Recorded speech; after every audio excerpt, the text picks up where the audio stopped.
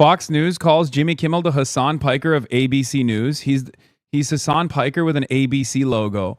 Dude, oh my God. Do I have that level of motion amongst the Republican media ecosystem at this point that they just use me as a catch-all term now? You're being a real Hasan Piker right now? That's what they're doing now? Oh my God. I'm a substitute term for evil? I mean, I take this responsibility seriously.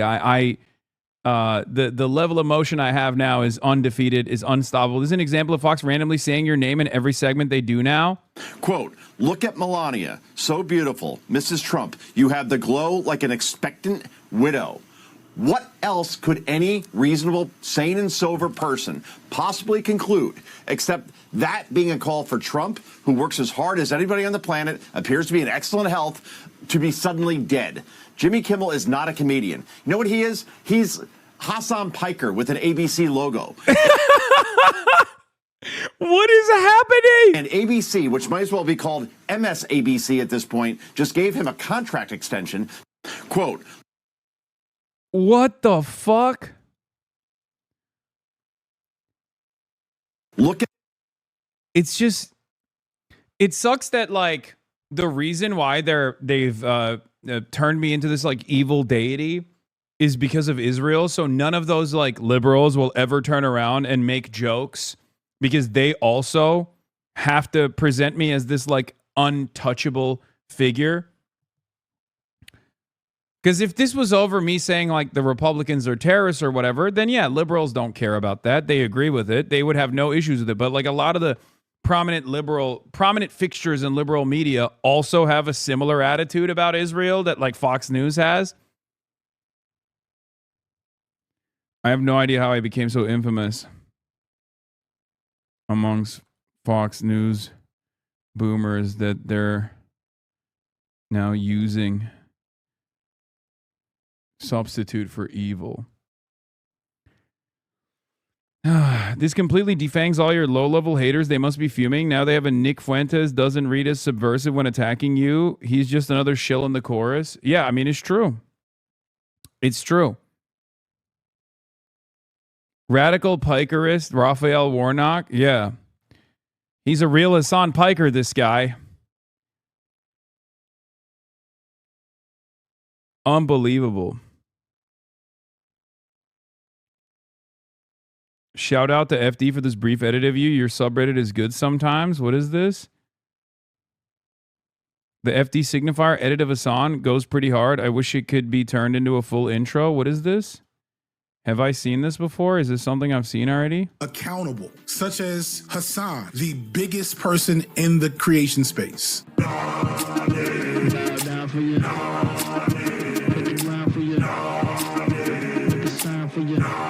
Hasan loves 9/11. What happened? I thought that was a successful campaign strategy, bitch. Oh yeah, that was You are Hasan Piker is the new You are Hamas. Yeah, I can't believe it. I mean, look, I'm honored. I'm honored by this. Okay? They are united in their hatred of me, and I welcome their hatred. Okay? Go ahead. Keep at it. Keep at it. Good. To this country. Now to the assassination party. That's the focus of tonight's angle. They're calling the Democrats he's one of the, I think, most beloved figures in the entertainment industry, mainly because he's a trusted... They're calling the Democrats the assassination party. ...source of poisonous anti-Trump rhetoric. This morning on the freshly paved over Rose Garden, our commander-in-chief presided over an important American tradition, the annual pardon of the turkeys. See, fascists have fun, too. It's fun. And I know a lot of people have been comparing. Yeah, they're so mad that, like, people keep calling Trump a fascist or a Nazi. It's so funny. It's like, yeah, he should stop being a Nazi or a fascist, and then people will stop calling him that. It's a time-honored tradition, man. It's a time-honored tradition. Okay, dare I say a socialist tradition, certainly an anti-imperialist tradition, to call American presidents Nazis. Okay, Republicans did it to every single Democratic president, and many people all around the world unconditionally say it to every single American president, right? Democrat or Republican, it doesn't really matter. With some exceptions. But it's very funny now that, like, we can't even fucking say it. We can't say an American president that's behaving like a fascist is a fascist. It's unacceptable. Oh, you want him to die. It's like, no, I just want him to stop being a fucking fascist. That's what I want. Trump to Hitler lately, but there's some major differences between, for instance, Hitler was married to a woman who loved him. We hit some new lows over the weekend with the MAGA gang desperately trying to characterize this kid who murdered Charlie Kirk as anything other than one of them. Of course, Kimmel's more of a frustrated MS Now pundit than a comedian at this point, unless you think assassination is funny. This was the ABC star just 2 days before the third attempt on Trump's life. We're going to have fun tonight, and I'm happy you decided to stay, Mr. President. And don't worry, if we bruise your ego, it'll only make your hands look less disgusting. You're looking good, though, Mr. President. Who did your... Unless you're Zoran, then you could say it to his face even. I know. The mileage that this man gets, the allowance that this man has. Makeup craft singles. First Lady Melania is here. Look at Melania, so beautiful. Mrs. Trump, you have a glow like an expectant widow. Deeply unfunny, man. Just when you thought they couldn't get any lower. Yeah, First Lady comment. I wonder if Cole Thomas Allen was watching. The language in the suspect's manifesto echoes what we hear regularly unleashed against the president. It's now become normalized. But after being targeted herself Saturday night, Melania has had just about enough. Posting on X, people like Kimmel shouldn't have the opportunity to enter our homes each evening to spread hate. A coward, Kimmel hides behind ABC because he knows the network will keep running cover to protect him. Enough is enough. It's time for ABC to take a stand. How many times will ABC's leadership enable Kimmel's atrocious behavior at the expense of our community? Well, President Trump echoed her statement and saying outright that Kimmel should be fired. Now, imagine what the Democrats would have done. Do you realize that Jimmy Kimmel is the Hasan Piker of ABC? I know. If there had been not one, not two, but 3 attempts on the life of Barack Obama, they probably would have... There were. What are you talking about? There was like, I think there was 11 total attempts on Barack Obama's life. Like, there's more than 3 attempts on Trump's life as well. But the only unique one is the Butler one, because like the Butler one, maybe you think it's staged. Maybe you think it was real. I'm not going to say anything. Okay. But the only reason why that was unique is because that one actually dinged him, right? If we believe the official narratives that he actually got shot in the ear, but he had the most, he had an incredible, incredible capabilities to rejuvenate his ear like that. Okay.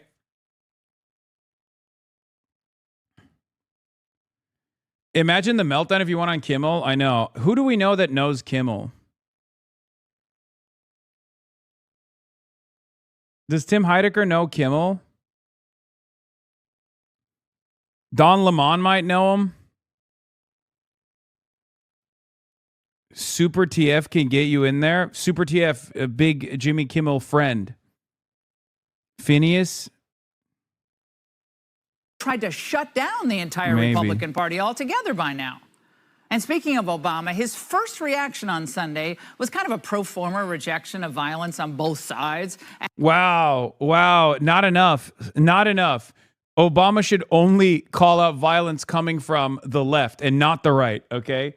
Former President Barack Obama should actually say, it's good when the right does violence, and it's only bad when the left does violence. That's what he should have said. Even then, you'd probably find a way to fucking complain about that too. Adding that the shooter's motive was unclear. Unclear? Come on. You went to Yale.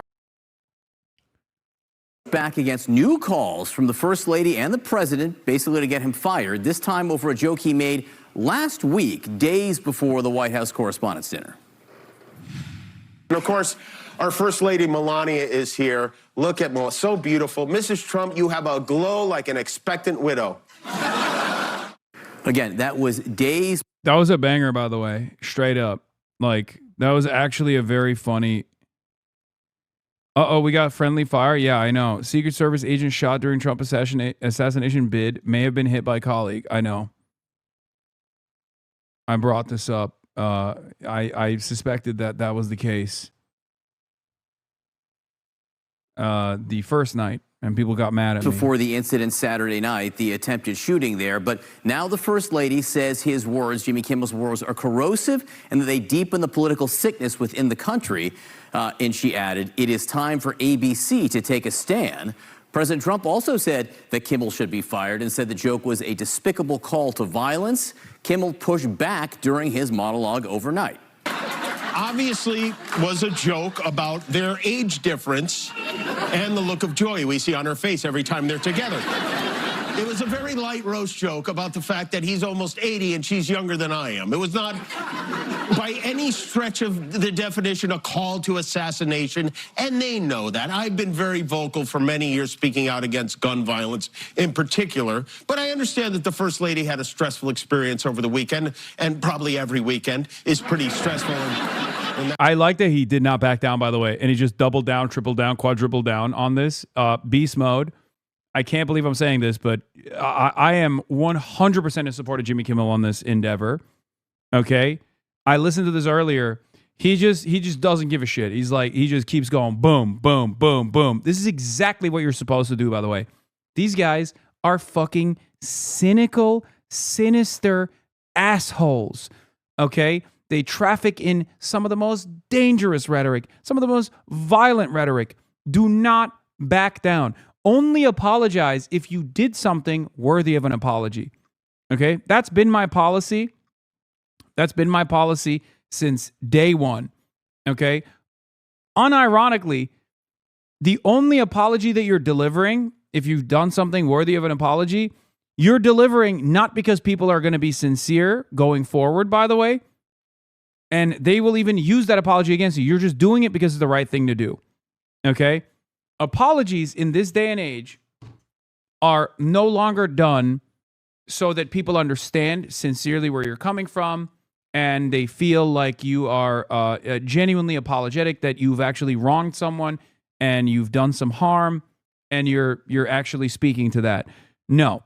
Apologies across the board, unconditionally, even if it's a worthy apology, are never treated with acceptance.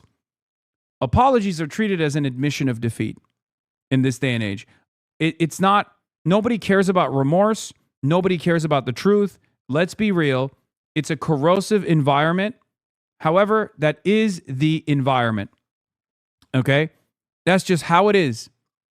Like it, love it, hate it, doesn't matter. That is precisely how it is.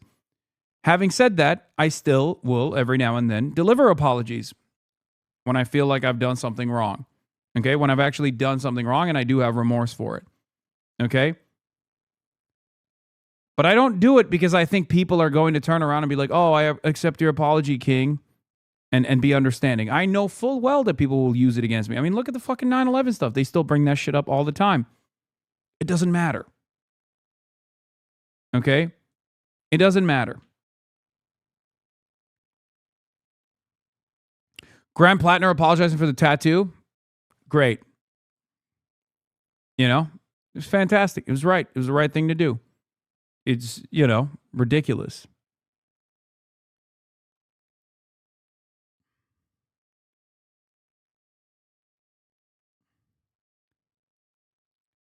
But that's precisely the reason why I don't fucking back down when cynical grifters will say, oh, your rhetoric is violent. You're doing this. You're doing that. Fuck you. Fuck you. Your boos mean nothing when I see what has made you cheer. Okay? And I'm glad that Jimmy Kimmel is also keeping that energy here. That house. And also, I agree that hateful and violent rhetoric is something we should reject. I do, and I think a great place to start to dial that back. Why are you in New York City? I'm in New York City because I have to attend an event. As a matter of fact, I have to go fairly soon. And I'm doing a bunch of other stuff while I'm here as well, like interviews and things like that. Would be to have a conversation with your husband about it because, by the way. All right, with us this morning, CNN Media. Dog, that's a Rick and Morty quote. Shh, shut the fuck up. Shut up. I know it is, but but it goes hard, okay? We don't have to admit that. Media analyst Sarah Fisher from Axios and CNN chief media analyst Brian Stelter. Brian, let me just start with you. Jimmy Kimmel, to my eye, didn't look particularly nervous last night as he was delivering that monologue, and it was notable that he was there at all. ABC didn't step in to take him off the air. It absolutely was. Yeah, they've done that before, kind of. My indication, Disney's being tight-lipped about this, so on the record, nobody there is saying anything about Kimmel. But my sense, talking with sources, making calls overnight, is that Disney is absolutely standing by Kimmel. And you can see that because he was on everyone's television sets last night. But more importantly, behind the scenes, there have also been signals to Kimmel and to his team that the company is with him, that the company is not wavering, that the company is not going to try to knuckle or maybe cower in the face of Trump's pressure. And that is, of course, notable because of last fall, because of Kimmelgate last fall, when he was yanked from the airwaves. The reason he was yanked from the airwaves back then was in part due to local stations with cozy ties to the Trump administration that yanked Kimmel's show locally. The big difference in this case, John, is that those station group owners, Nexstar and Sinclair, they haven't done a thing. They haven't said a word. I think they learned last time that it was a mistake to pull Kimmel, and so they're not doing it this time. So we're seeing a big difference in the power dynamics here. Frankly, John, Kimmel has all the power this time. Sarah, how do you see it? And I think just remind our viewers of the relationship between the federal government and a broadcast network like ABC. I agree with Brian that the dynamic is very different with the local broadcasters, especially because one of those broadcasters, Nexstar, is currently trying to do a big merger, and they're going through a lot of sort of court and litigation filings to be able to get that done. And so for them, they're not trying to put themselves in another position where they have to deal with another sort of legal battle when they're trying to get a big deal done. I think broadcasters are very vulnerable to these types of attacks from the president in this administration because the FCC, the Federal Communications Commission, has jurisdiction over broadcasts. They don't have jurisdiction over internet properties or cable networks like CNN. And so for ABC, which is just one subsidiary in this broader ecosystem that is owned by Disney, they make their parent company more vulnerable to any sort of deals being stopped or probed or evaluated simply by existing as a broadcaster. That's why, John, you saw ABC and CBS settle lawsuits with the president, but not print publications, which aren't regulated as closely by the federal government, like the New York Times, the Wall Street Journal. I want to bring in CNN political analyst Michael Singleton and Sochi Hinojosa. I'm glad to have both of you here. All right, look, you know full well that this was asked of by the president and the first lady. They were offended by what he said. It did take place 2 days before the White House correspondent said we know, of course, what happened on that occasion. Sochi, what's your reaction to Kimmel's essentially pointing the finger back and saying, I think this should be a larger conversation, Mr. President? Well, I think there has been this larger conversation over the last 24 to 48 hours about political rhetoric. And I do think it was a joke, and I'm glad he was able to address it. He was talking about his age. Nobody wants anything to happen to this president. Or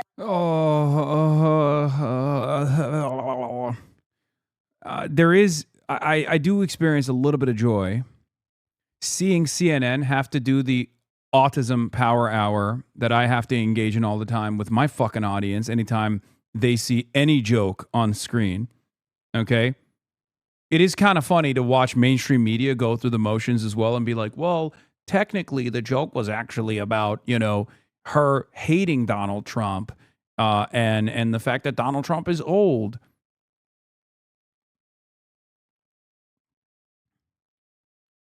It's wonderful that they also now have to address all of this shit.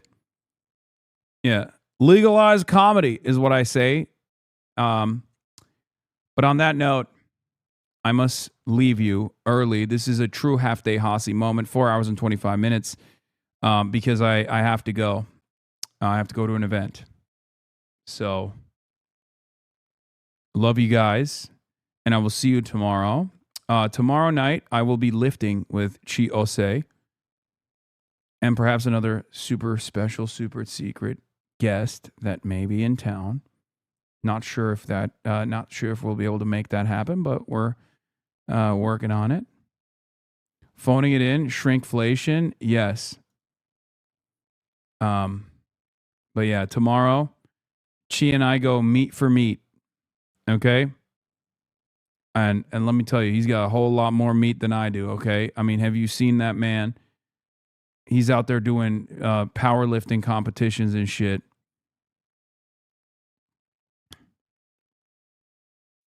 But yes, I will be in New York City still. But Half Day Hasi is officially commencing.